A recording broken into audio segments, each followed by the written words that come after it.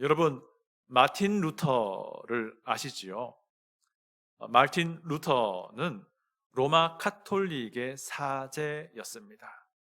그런데 이 루터가 로마서 그리고 갈라디아서 시편을 공부하고 가르치는 중에 그가 예수 그리스도를 믿는 믿음으로 구원에 이르게 됩니다. 또 이 마틴 루터는 어떤 사람이냐면 로마 카톨릭의 비성경적인 모습을 비판하는 95개의 항목으로 구성된 반박문을 1517년에 비텐베르크 성당 정문에 게시하게 됩니다. 붙여놓습니다. 이것이 종교개혁의 시작이 됩니다. 후에 루터는 로마 카톨릭을 떠나게 되고 루터 교회를 시작하게 됩니다. 루터가 주도했던 이 종교 개혁의 핵심 5가지가 있는데 여러분 기억하면 참 좋을 겁니다.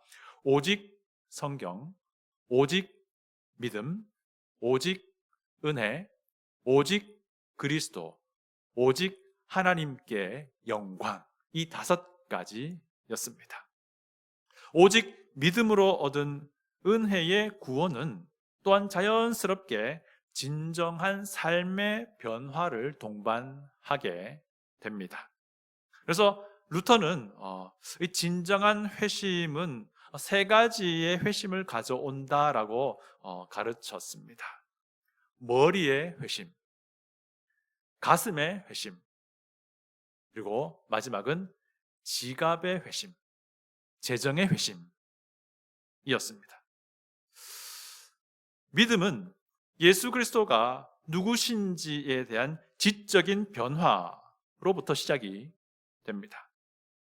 믿음은 예수 그리스도를 구주로 영접할 수밖에 없는 그런 상황에 처한 사람이 애통해하고 또 감사하고 또 감격하게 되는 그런 감정적인 변화를 만들어냅니다. 그리고 믿음은 예수 그리스도의 주 되심을 인정하고 온전히 순복하는 의지적인 변화의 열매를 맺게 됩니다. 여러분 어떻습니까? 여러분에게도 이런 변화가 시작되었습니까? 여러분에게도 이런 변화가 확실하게 지금 드러나고 있는 중입니까? 그런데요, 루터가 말한 그 지갑의 회심, 재정의 회심이 무엇을 말하냐면 바로 그리스도의 주 되심을 의미하는 것입니다. 그리스도의 주 되심을 인정하고 그리스도의 주 되심을 믿는다면 우리의 지갑이 의지적으로 열려서 재정마저도 헌신하게 된다라는 그런 의미입니다. 여러분 어떻게 생각합니까? 온전한 회복을 경험한 언약 백성은 그들이 과거에 깨뜨렸던 하나님과의 그 언약을 다시 세우고자 합니다. 이것이 이제 9장의 내용이었고요. 이제 10장부터 이 언약을 직접 세우고 갱신하고 결단하는 모습이 나오는데 이 장면에서 특이한 2가지가 관찰됩니다. 제가 28절, 29절을 읽어 드립니다. 그 남은 백성과 제사장들과 레위 사람들과 문지기들과 노래하는 자들과 느디님 사람들과 및 이방 사람과 절교하고 하나님의 율법을 준행하는 모든 자와 그들의 아내와 그들의 자녀들 곧 지식과 총명이 있는 자들은 다 그들의 형제의 귀족들을 따라 저주로 맹세하기를 우리가 하나님의 종 모세를 통하여 주신 하나님의 율법을 따라 우리 주 여호와의 모든 계명과 규례와 율례를 지켜 행하여. 첫 번째 특이한 점은요, 그들은 이 언약 갱신에 온 가족을 참여시켰다는 것입니다. 그들의 아내들과 그들의 자녀들마저 전부 다 참여시킵니다. 이것은요, 그들이 자기의 자녀에게 신앙을 전수해주고 싶어하는 그런 간절함이 묻어나는 모습입니다. 우리도 그러면 좋겠습니다. 2번째는 이 언약갱신을 통한 그들의 결단이 하나님의 말씀 범위 안에 있었다라는 것입니다. 그들은 얼토당토 않는 것, 자기가 원하는 것, 그것을 헌신하겠다고 하지 않고요, 하나님의 말씀 범위 안에서 하나님이 원하시는 것을 찾아서 그것을 헌신하겠습니다라고 결단했다는 것입니다.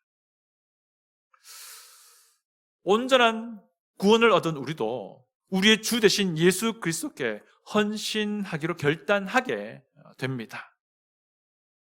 그리스도의 주 되심이 구원받은 우리의 삶 가운데 실현되는 것입니다. 내 모든 것을 주님께 맡기는 삶이 실제로 일어나게 되는 것입니다. 우리는 이거 너무 잘 압니다. 왜 그렇습니까? 우리는 예수 그리스도께서 나의 구주 되심을 믿기 때문입니다. 그래서 우리가 헌신 결단해야 함을 압니다. 그런데 문제는 막상 어떻게 헌신해야 할지, 무엇을 결단해야 될지를 잘 모를 때가 있습니다.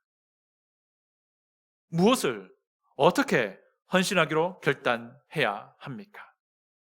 오늘은요, 온전한 회복을 경험한 언약 백성이 무엇을 어떻게 헌신하기로 결단했는지를 살펴보고자 합니다. 이것이 무엇을 어떻게 헌신하고 결단해야 할지에 대해서 우리에게 좋은 인사이트를 줄 것입니다. 첫 번째는요, 우리는 세상과 구별된 삶을 살겠노라고 결단합니다. 여러분, 우리 그리스도인은요, 참 아이러니한 삶을 살아가는 존재입니다.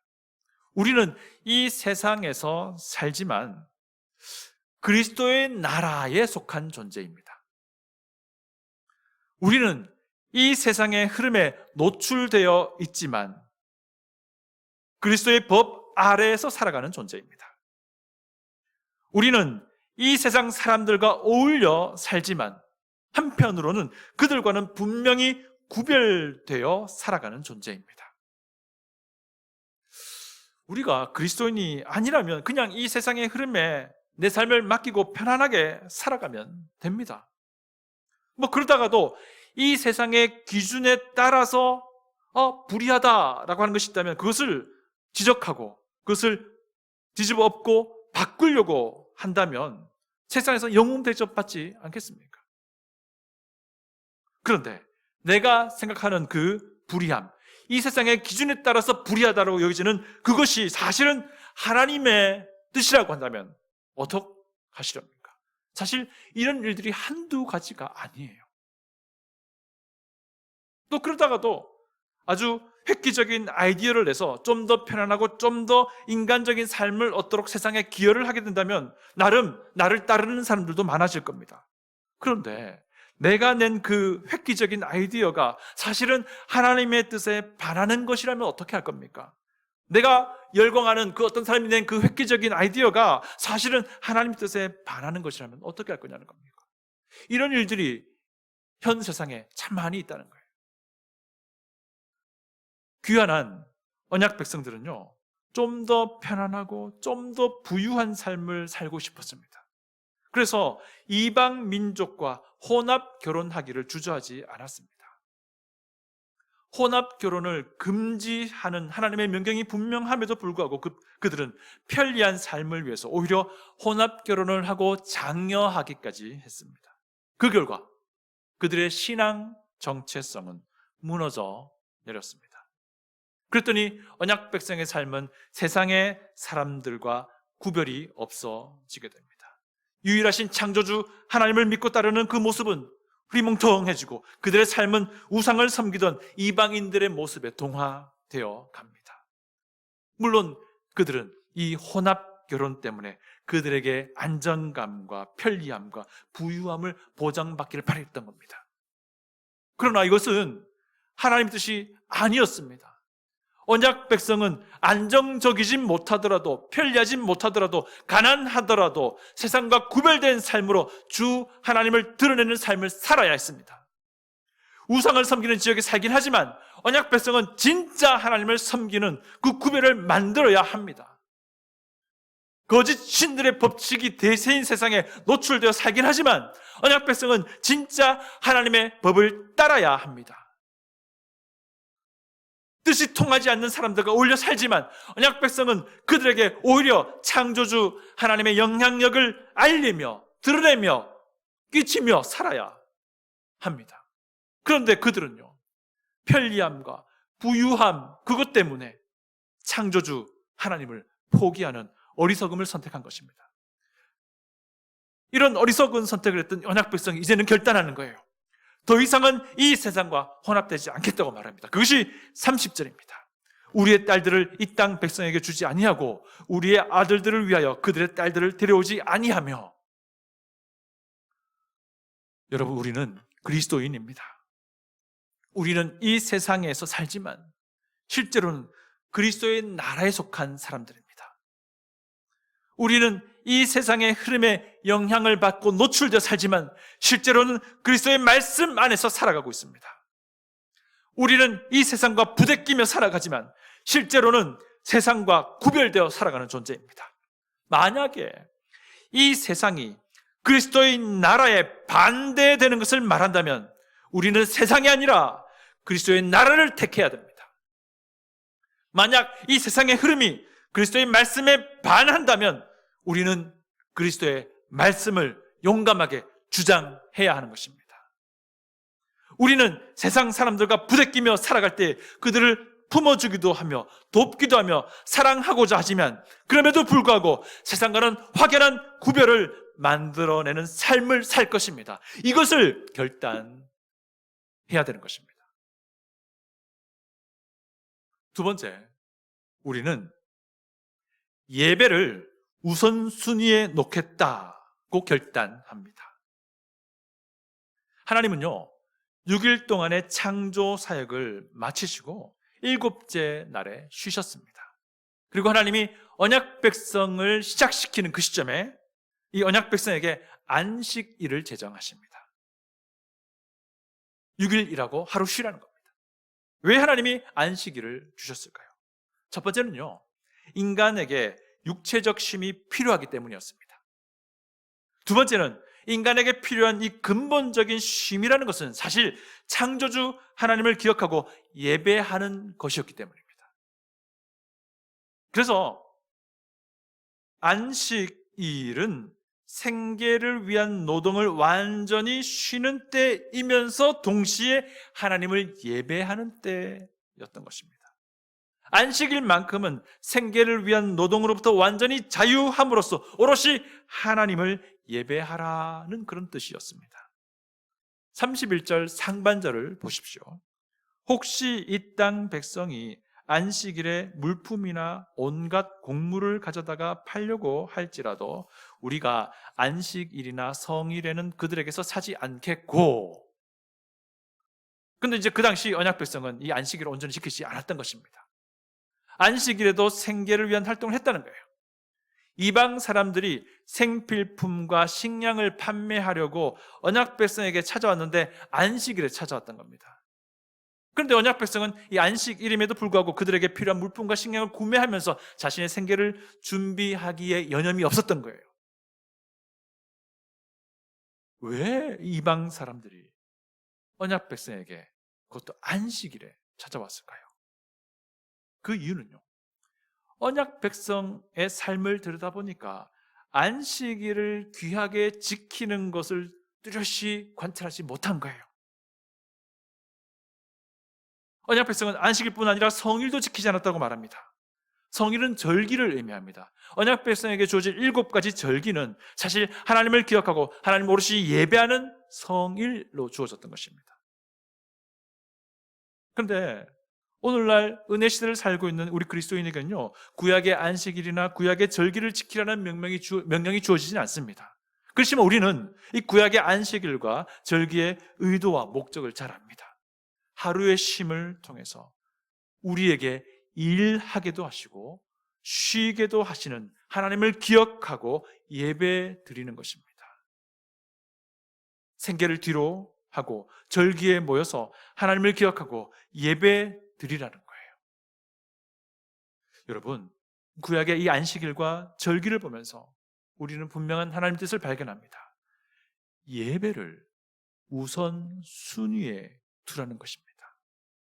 그래서 온전한 회복을 경험했던 이 언약 백성은 이제는 분명하고 온전하게 안식일과 절기를 지키겠다라고 결단하고 있는 겁니다. 여러분, 하나님께 예배 드림이 여러분에게 우선순위가 되도록 결단하십시오. 예배가 가장 가치 있고 소중한 것이 되도록 그렇게 결단하십시오. 그러면 예배 드림이 여러분이 좋아하는 그 어떠한 것보다 더 값어치 있게 여겨질 것입니다. 오늘같이 날씨 때문에 어쩔 수 없이 집에서 화면으로나마 예배 드리는 것이 감사의 제목도 되겠지만 또 한편으로는 함께 모여서 함께 공동체로서 하나님을 예배 드리지 못하는 그런 안타까움도 우리 가운데 있게 되는 거예요. 여러분, 하나님을 예배 드림이 여러분에게 우선순위가 되도록 결단하십시오. 세 번째는요, 우리는 세상을 향해 선한 일을 하리라고 결단합니다. 안식일과 성일을 언급한 뒤에 이 말을 합니다. 일곱째 해마다 쉬는 것에 대해서 언급합니다. 이것은 7년마다 돌아오는 안식년을 의미하는데요. 31절 하반절 제가 읽어드립니다. 일곱째 해마다 땅을 쉬게 하고 모든 빚을 탕감하리라 하였고, 여러분 안식년은요 2가지 목적이 있는 구약의 규정입니다. 첫 번째는 말 그대로 땅을 쉬게 하는 겁니다. 땅을 7년마다 돌아오는 그 1년 동안을 놀리는 겁니다. 그렇게 해서 지력을 회복하게끔 하는 겁니다.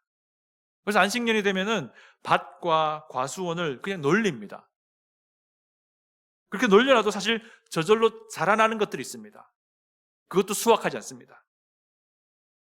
저절로 자라난 것은요, 가난한 사람이나 종이나 품꾼이나 개종한 이방인들의 몫으로 두었습니다.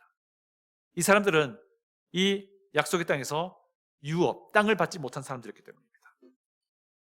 그런 땅을 분배받지 못한 사람들 혹은 땅을 잃어버린 사람들과 같이 도움이 필요한 이들을 위한 배려였던 겁니다. 두 번째 목적은요, 안식년에는 노예를 방면했습니다. 노예를 풀어줬습니다. 그리고 빚을 탕감해 주는 때였습니다. 그러니까 안식년의 그 의미가 무엇인가 하니 그 사회에서 도움이 필요한 이들에게 선을 베푸는 한 해였던 거예요.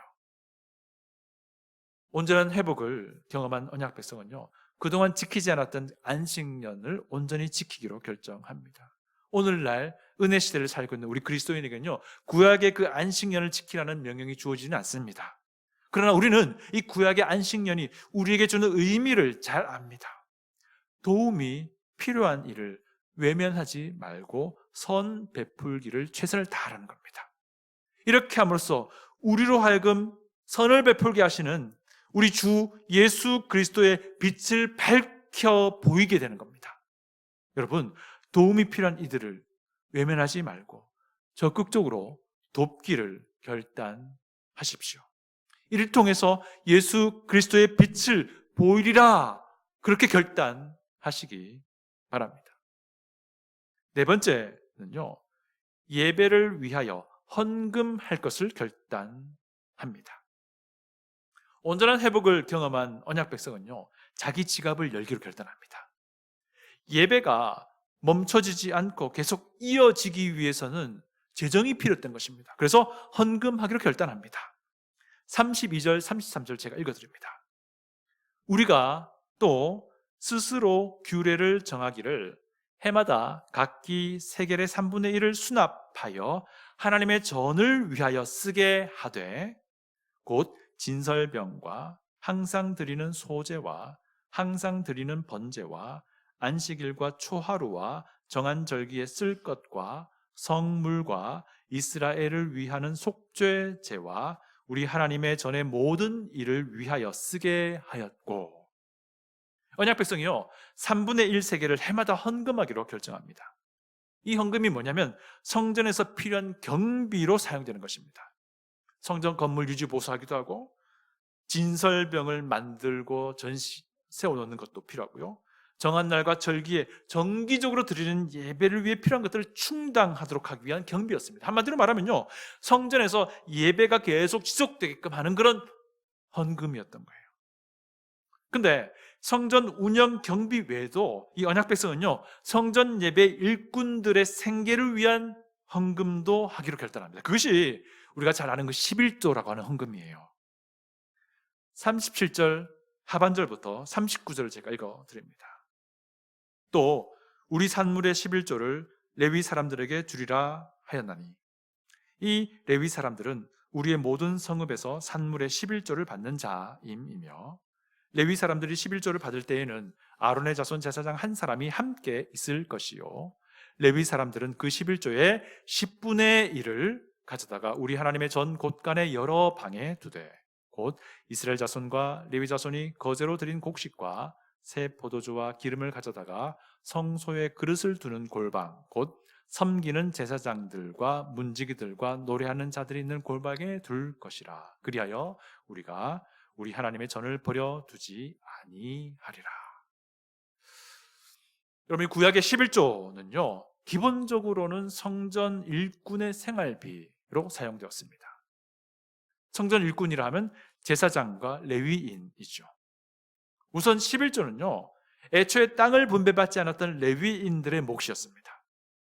그리고 이 레위인들은요, 그들이 받은 그 11조의 또 11조를 거제로 들여서 성전 창고에 보관하여서 제사장들 몫으로 돌렸어요. 또 3년에 한 번씩 드려지는 11조는 그 지역의, 각 지역의 고아와 과부와 개종한 이방인들을 돕는 데에 사용하기도 했습니다.